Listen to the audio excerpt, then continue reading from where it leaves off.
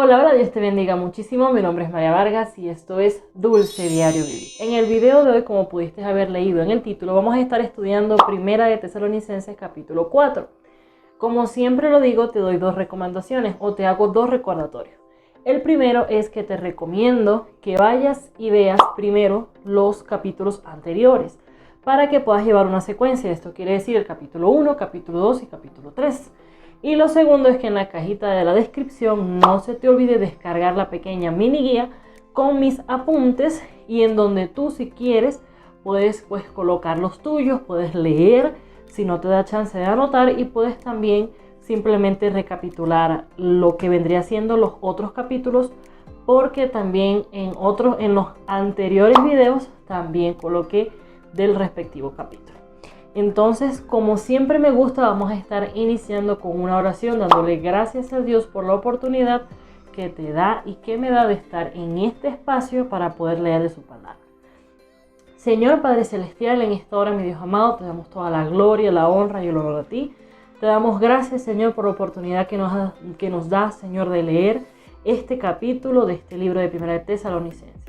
Abre nuestros ojos espirituales, Señor, para que podamos entender. Abre nuestro entendimiento, Señor, y ayúdanos, mi Dios amado, no ser solamente leedores de tu palabra, sino hacedores de la misma. En el nombre de Jesús, amén y amén. Voy a estar leyendo, como en el capítulo anterior, voy a estar simplemente leyendo los 18 versículos que trae este capítulo. También es un poco corto. Y luego de eso voy a estar compartiendo con todos ustedes las anotaciones que tengo acá en esta hojita. Inicia con un título que a mí me gusta bastante, la verdad, que es La vida que agrada a Dios.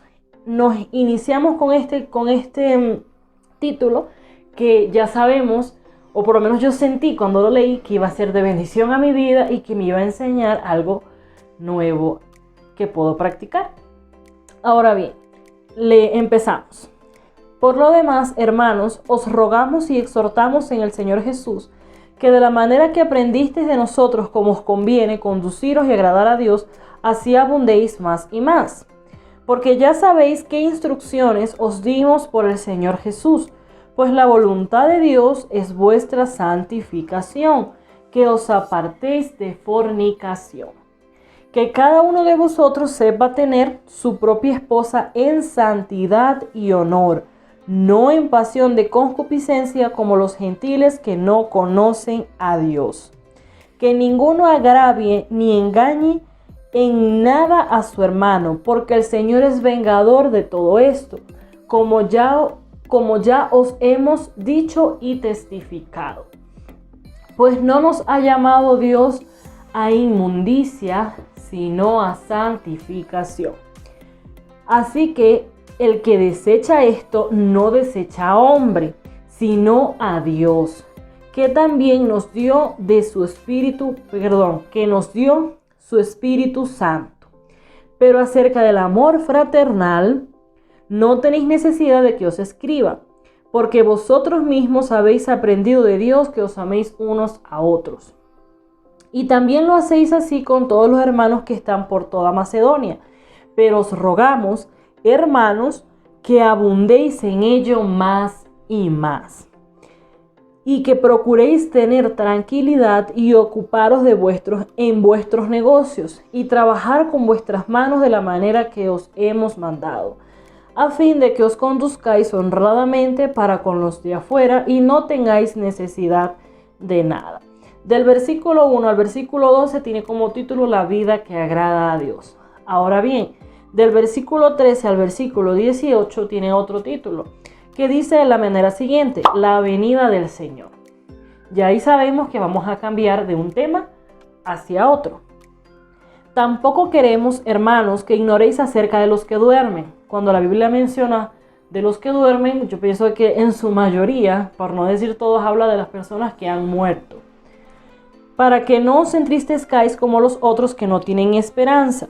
Porque si creemos que Jesús murió y resucitó, así también traerá Dios con Jesús a los que durmieron en él. Por lo cual os decimos esto en palabra del Señor, que nosotros que vivimos, que habremos quedado hasta la venida del Señor, no precederemos a los que durmieron. Porque el Señor mismo, con voz de mando, con voz de arcángel y con trompeta de Dios, descenderá del cielo, y los muertos en Cristo resucitarán primero. Luego nosotros, los que vivimos, los que hayamos quedado, seremos arrebatados juntamente con ellos en las nubes para recibir al Señor en el aire, y así estaremos siempre con el Señor.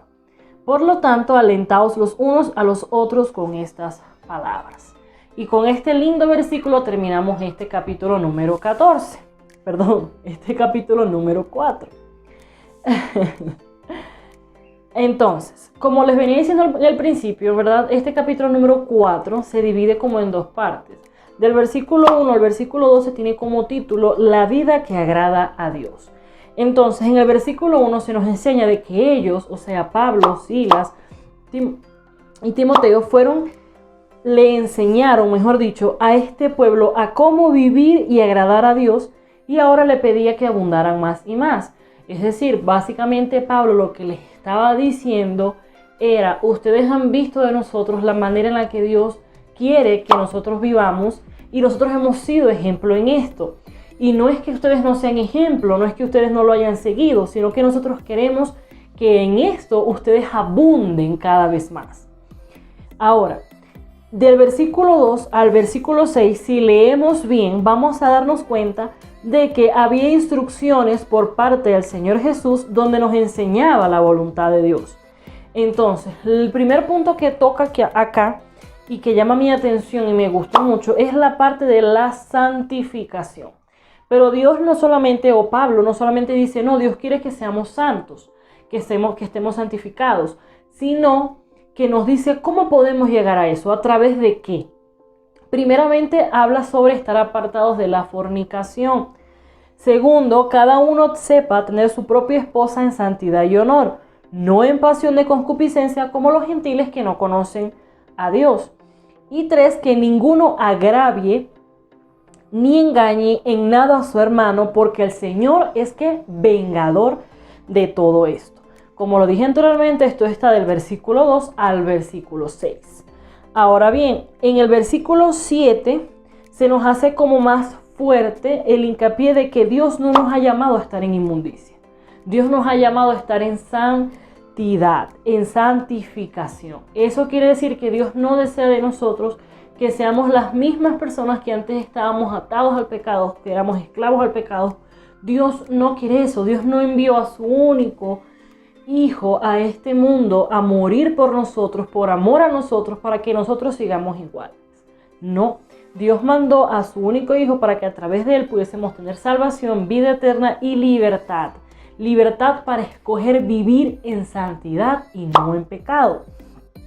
En el versículo 8 dice lo que para mí es algo como contundente, algo como, ¿cómo lo diría? Como firme, que es que si desechamos esto, o sea, si nosotros estamos desechando esos mandatos o esos aspectos que Pablo nos estaba explicando, no estábamos desechando a hombre, no estábamos desechando las palabras, o ellos no estaban desechando las palabras que Pablo decía, estaban desechando a Dios, que dio su Espíritu Santo. Entonces esto es algo que aplica para esa iglesia y aplica para nosotros hoy en día. Cuando nosotros leemos esta palabra y tal vez no la queremos aceptar en nuestro corazón, o alguien predica como yo estoy hablando en este momento, estoy enseñando en este momento de que Dios nos ha llamado no a vivir en fornicación, no a vivir en inmundicia, sino en santidad. Si alguien rechaza este mensaje, no me está rechazando a mí, está rechazando al que envió este mensaje, que es Dios mismo.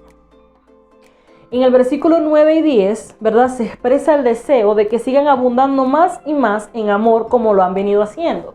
Básicamente Pablo lo que les está diciendo acá de que él no tiene mucho que enseñarles del amor fraternal porque ellos amaban fraternalmente. Era como un punto fuerte para ellos el amar, si se puede decir. Pero Pablo los está instando a que tal vez no lo dejen de hacer, sino que cada día crezcan y crezcan más. Del versículo 11 al versículo 12, algo llamó mi atención y lo quise leer en una versión diferente, que es la Nueva Traducción Viviente. Tú puedes buscarlo por internet, o si tienes una Biblia física de esa versión, pues mucho mejor para que puedas corroborar. Entonces básicamente es que la versión NTV expresa los siguientes versículos del 11 al 12 como un consejo de parte de ellos hacia ese pueblo, acerca de procurar tener una vida tranquila. O sea, él les está diciendo, tengan una vida tranquila, estén pendientes de sus propios asuntos, trabajen con sus manos y eso evitará que tengan que depender de otros. Eso es algo, como siempre, ¿verdad?, que también podemos aplicar en nuestras vidas. Nosotros tenemos que buscar la paz y seguirla. Nosotros tenemos que tratar de tener una vida tranquila con las demás personas a nuestro alrededor, tener una vida en la que nosotros nos procuremos de nuestros propios asuntos, no de ser egoístas, porque la Biblia no se contradice y estamos hablando del amor, ¿no? Sino el hecho de que cada quien pueda ocuparse lo que debe ocuparse y no estar pues metiéndose en cosas que no le convienen, que no tienen que ver con lo que Dios ha mandado. Ahora bien, entonces del versículo 13 al versículo 18 nos expresa entonces lo que viene siendo la venida del Señor. Este punto es muy importante, fue importante para este pueblo y creo que es importante para nosotros también recordar. Primeramente, no podemos entristecernos o no debemos entristecernos como aquellos que no tienen esperanza. No podemos, y tal vez pueda sonar un poco dura de esta parte, pero si un familiar murió en Cristo, no podemos entristecernos como aquella persona, o no debemos entristecernos como aquella persona que perdió un familiar que nunca aceptó de Cristo, porque nosotros sabemos de que tenemos una esperanza de que los muertos en Cristo resucitarán primero, lo dice más adelante, y otra, en cambio, esas personas que murieron sin el Señor no tienen dicha esperanza. Entonces no debemos entristecernos como aquellos que no tienen esperanza. Segundo, si creemos que Jesús murió y resucitó, así traerá Dios con Jesús a los que durmieron en él. Entonces, si nosotros realmente creemos en un Jesús que murió, un Jesús que vino a esta tierra como 100% hombre, 100% Dios, murió pero resucitó, así tenemos que creer también que Dios traerá con Jesús a los que durmieron en él. Por eso es que hay una diferencia entre los que duermen o mueren en él a los que no. Tercero, el Señor descenderá del cielo y los muertos en Cristo resucitarán primero. Es lo que les acabo de mencionar.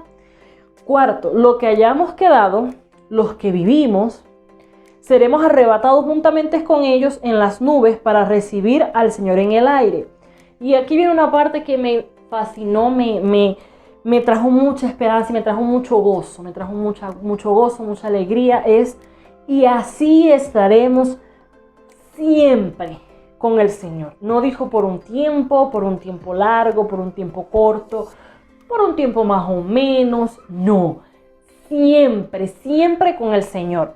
Y termina para lo que yo digo como con broche de oro.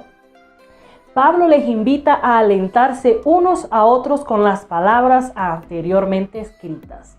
O sea que así como ese pueblo necesitaba regocijarse en que en Cristo realmente morir es ganancia. ¿Y qué pasa? De que así como ellos necesitaban regocijarse en eso y entender que aunque las personas hubiesen muerto, no era el fin de ellos, tal vez en lo terrenal, pero no en lo que el Señor nos ha enseñado a través de su palabra. Asimismo nosotros entender que la muerte es no puedo decirlo ni siquiera como un final.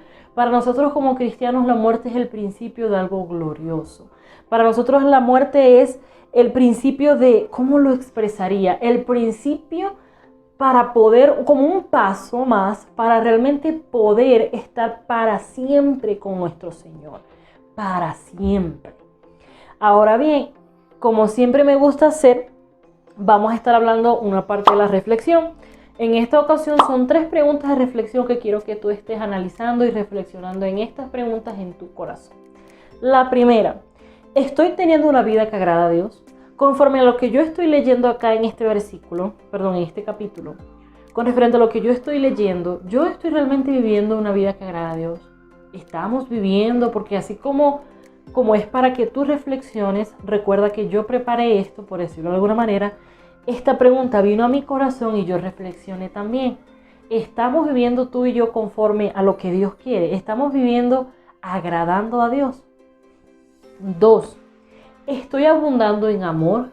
Esta iglesia se caracterizaba, una de las características hermosas de esta iglesia era que abundaban en amor, que tenían amor para uno los unos para con otros. Y Pablo nos invitaba a que ese amor siempre abundara más y más. Ahora bien, estamos tú y yo abundando en amor no solamente a los creyentes, sino a aquella persona que nos hirió en el pasado, a aquella persona que nos está haciendo la vida cuadritos en el trabajo, a aquella persona que hirió nuestros sentimientos o hirió a un familiar muy cercano de nosotros y tenemos cierto rencor o cierta cuestión con esa persona. Estamos abundando realmente en amor. Y la tercera y última, pero no menos importante, es la siguiente. Me dan aliento o miedo las palabras acerca de la venida del Señor. La venida del Señor tiene que ser algo glorioso, tiene que ser algo que nosotros lo veamos, porque así no lo veamos glorioso, va a ser glorioso. El punto radica acá, cómo tú y yo estamos viendo y cómo tú y yo nos estamos sintiendo por la venida del Señor. ¿Estamos realmente preparados? ¿Estamos realmente gozosos esperando que nuestro Dios descienda y poder pasar una eternidad con Él? Si Jesús decidiera venir en este momento, ¿estaríamos preparados para el arrebatamiento? ¿Estaremos preparados realmente si muriéramos hoy de una manera inesperada para realmente estar tranquilos? ¿O el hecho de la muerte o el hecho de la segunda venida del Señor Jesucristo trae turbación a nuestra vida? Nos preocupa, nos asusta. Entonces esas preguntas son para que tú y yo reflexionemos en esta tarde y procuremos realmente llevar una vida que agrade a Dios. Una vida que realmente Dios pueda... A mí me gusta verlo de esta manera. Una vida en la que Dios pueda sonreír al escuchar mi nombre. Una vida en la que Dios pueda decir, ella es mi hija amada, en ella tengo complacencia. Esperando en Dios que este video haya sido de bendición y haya sido de reflexión para tu vida, entendiendo y sabiendo de que la palabra de Dios es viva y eficaz y que estoy acá no para juzgar, no para señalarte, no para hacerte sentir inferior o hacerte ver que soy más santa o más perfecta que tú, para nada. Soy un ser humano que está tratando de llevar una vida conforme a lo que la palabra de Dios expresa y eso es lo que hoy me tiene acá, el deseo de que podamos crecer y aprender juntos. Si este video te ha gustado, te invito a que le puedas dar un buen pulgar arriba, que me puedas comentar allá abajito si hay algo que te haya llamado tu atención y también que te puedas suscribir a este canal si no lo has hecho. Dios te bendiga muchísimo y nos vemos en un próximo video.